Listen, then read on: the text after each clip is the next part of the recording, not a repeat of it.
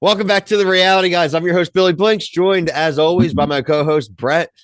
What's up? We are here to talk Survivor 46, episode 6, Cancel Christmas, otherwise known this season as Merge Week. We got there. Survivor Purgatory, Brett. We knew this. We talked about it last week, and we got the format like we've had in New Survivor. Split into two teams that compete in an immunity challenge. The losing team, they are all vulnerable to be voted out at tribal, but the entire tribe does get to vote. So the one kind of micro complaint I had last week was if this was happening, I still wanted everyone to be able to vote. So I am glad that they kept that. We'll dive into all the politics of what happened in the results, but Brett, I want to get kind of your thoughts, going out of this episode, main takeaways.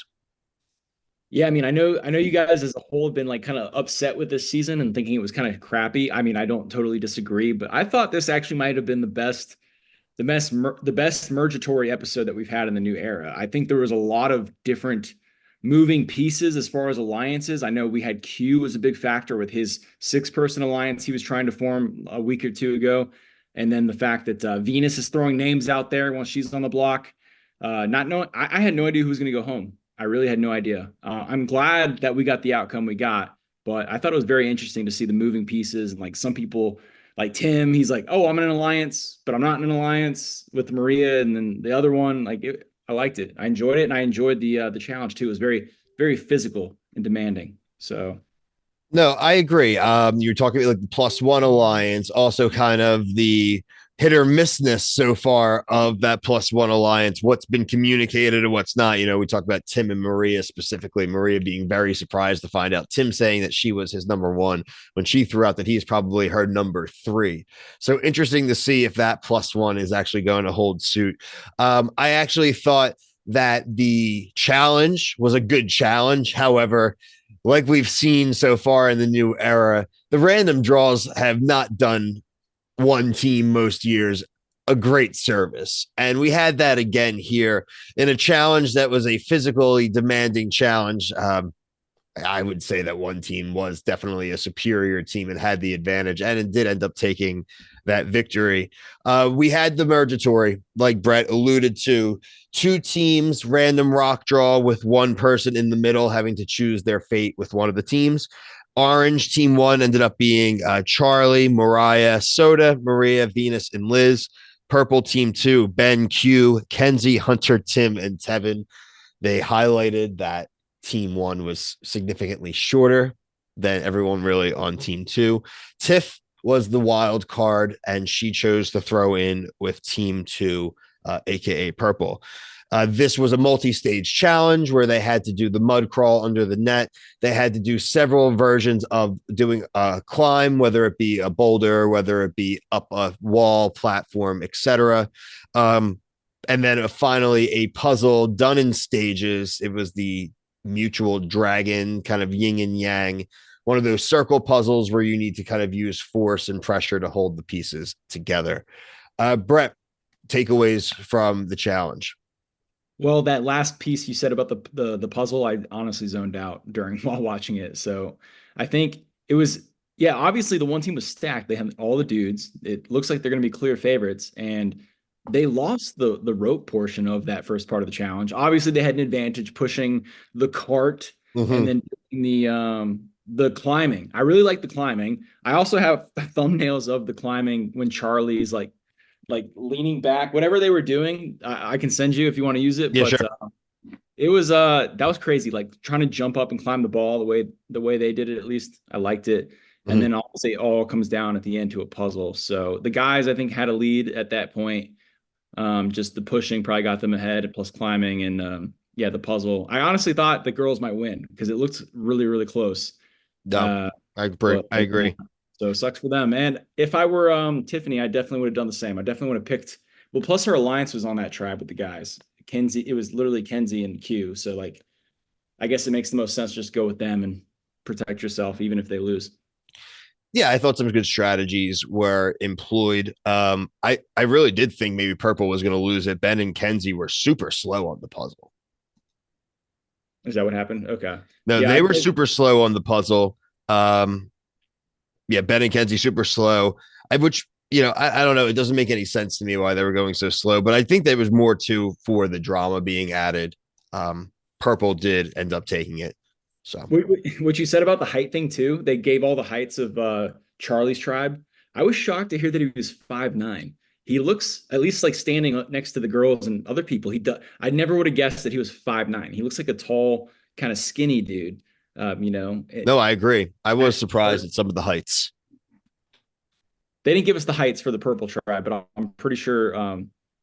Honestly, I think Q might be 6 foot or something like that. Because I looked up when I heard he was a football player, I looked him up, so he might only be 6 foot himself. And Charlie smoked. I don't know how tall Hunter is, but Charlie smoked his ass in that net crawl at the very least, since Hunter's been like a comp beast all season. One thing to note that before the merge, or right when they found out that the merge was, Hunter did go over to his idol spot, that it was activated via merge or a tribal council for that squad. He was able to go over and retrieve it. It is a full blown immunity idol. Even though he had lost his vote, he does have the idol, which is key to just note for ourselves going forward. You mentioned Q. I think Q was a good standout for this episode. Him and Venus, I think, are right now the strongest, or at least the most active social players right now. Q being the originator of this, we're kind of probably going to be calling this +1 alliance if it does become an alliance. And Venus being very vocal. She's been sitting around, like she said, she's been camping for 12 days and ready to play the game.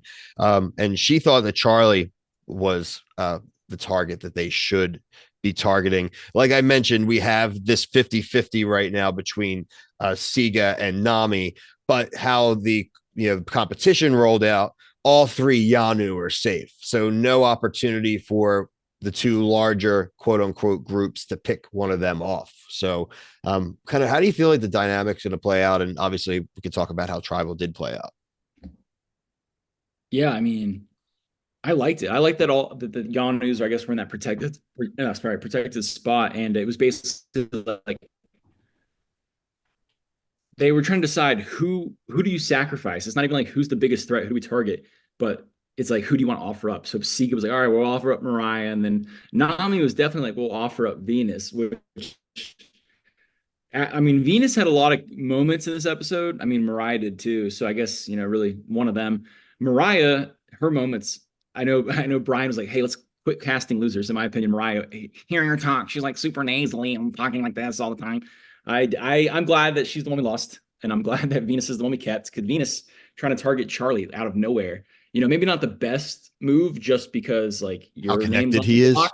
Like, I mean, yeah, he's super connected. She didn't know that, but like also genius at the same time, because everyone's trying to play it safe, and she's like, well, what if we just take out this dude because he's clearly a threat? And then if I'm a girl, that's probably a really good idea, as long as my name's not Maria.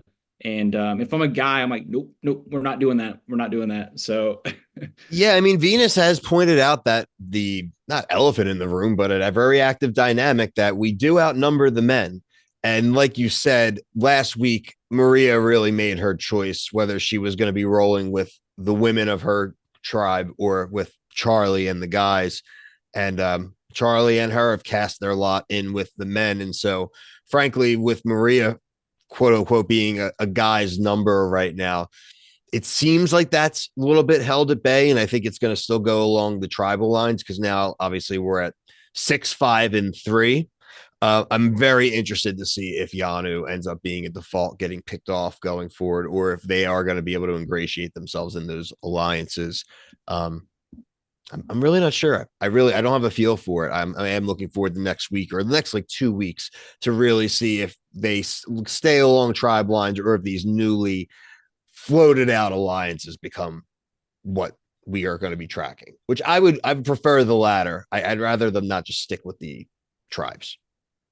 I think the 6+1 or whatever, the +1 alliance, I think that's going to be a thing. I think I mean, yeah, Q's in charge. So I would Mhm. almost, I know we had like a trailer where they were saying like, oh, Q thinks he's in charge. And if I'm Maria, especially at this point, because Maria, right, she was in the Charlie's Angels. Well, Yeah. all the angels are gone. except Charlie. So, and Great herself. alliance. Really worked out. Well, I think somehow like looping him into that with Tim, even though I know we had the content with like Tim didn't tell Maria yet, and now Q's sus on Tim. Like, there's a lot of like craziness because I'm like, you're gonna cut Tim that quick just because he didn't say one thing, and but Tim is sort of like, oh, I'm just gonna play the way I want to play, which I don't know. There's a lot going on with that dynamic, and I think Maria at this point going with Tim and Charlie and trying to get into that six is the best move to do.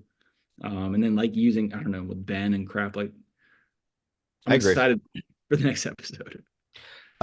Just to note, like I mentioned, Mariah getting voted out, the tribal council was pretty interesting, where the fact where she does highlight where her standing was and how she was on the wrong side of the vote last weekend.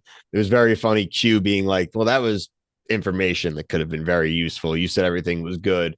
And she played the literal shot in the dark. That was her social shot in the dark. But what it basically said to them is like, well, we don't trust you now. Like, that's another reason we can just vote you out. You're sus. Like, why are you bringing that? You're weird. Also, it's like, you're kind of, this is awkward. You called her like the loser. And I get like Brian loves that. I would just say more again. It's like, I don't need socially awkward people on Survivor.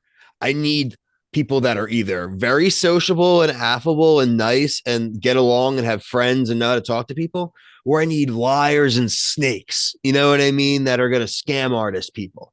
I need one of the two. I don't need these people that are just like, I don't have any friends, or I'm the social, I'm the most extroverted introvert you'll ever meet. I'm like, oh my God, it just means you don't do any. Oh my God, it just means you're awkward. Like, I don't need this. I don't want that. I don't want to watch you toddler learn how to walk. You know what I mean? Like, got babies for that. Like, you know what I'm saying, dude? I'm not there to watch people come out of their shell. I'm not there for that. I want people. I like blind sides. So let's get back to that. Venus might be giving us some blindside type stuff, and Q. I mean, like you said, Q. The moment you do anything to like dissuade his trust, he's like, you're dead to me. Like, I'm gonna kill you. So whatever. I trust him. If he's playing it as if he's trying to survive, he don't want to get got. He don't want to get got. I feel him on that. Well, all of Sega voted out Mariah, I guess. So I don't know if that was a pre-planned thing. They're just going to sacrifice her. Obviously, they didn't keep her in the vote last week, but That was obvious. Yeah. Moment she like at tribal, once she spilled her beans, it's like, oh, I'm on the outs, I'm on the bottom. Of course, Sega isn't going to trust you now. You just ratted us out. Are you with Sega? Well, they literally asked, "Are you with Sega? Or are you with yourself?" So, well, I'm with myself. Well, you're out. Bye. I mean, there was no right answer for her there. She was out regardless. You say you're with Sega, then they're like, well, are we going to break somebody off Sega? Then, like, tough. Sorry. And that's what happened. So, I am looking forward to next week. I agree with you, Brett. This was definitely the best episode of this season, I think. And frankly, I can agree. It's definitely I can think of a few others that I definitely enjoyed less as far as these Purgatory episodes. So if we're forced to get it, that's fine. Maybe next season we get a slight tweak for the format, but so far so good. Merge Tribe. Schoolyard pick. I heard that on the internet actually after the episode. Was like, let them get Pick somehow squads. find out who the captain is, and then let them just pick their tribes or their Pick your poison. Whether it's a challenge or even a tribe itself. Schoolyard pick. Draw rocks. 2 white rocks are the 2 captains. Pick the teams. Done. Yep. Guess what? Tough draw. Maybe you pick a good team, your team will love you. Pick a shitty team, or you pick a weird biased team, then people come after you. It adds, like you said, just adds another dynamic. A show that did that very well was Squid Game. Remember, Squid Game, there was a ton of like, well, now you have the power. Who you saving? Who's going? That was good because you're just rubbing people the wrong way. Guess what? You may not have tried to save someone, but they still made it through. And now they're like, well, screw you. We had those games. Remember, you have to like try to that stuff. I want to have a little more, like you said, of that. So there's some more hurt feelings going into further weeks. So I think that's a good suggestion for next season. We have a lot of reality TV that we're covering right now. A ton of Bravo shows. Brian is covering Martha's Vineyard, which is a Summer House spinoff. He's also covering the main Summer House. We are both covering Vanderpump Rules, The Valley, doing some reviews of Below Deck. We just finished up Love is Blind a few weeks ago. We have some new shows coming back this week, including the Challenge All Stars, MILF Manor 2, and then I believe the following week will be The Circle season 6. And if you saw my TikTok today, they revealed that one of the contestants is literally an AI robot. So that should make That for makes some it. intriguing reveals when someone goes in there and smashes it with a bat after they get voted out by a robot. Check us out on TikTok. We have a lot of fun content and reality TV clips on there as well. But for myself, Brett, everyone at the reality guys, thank you so much for watching. Peace.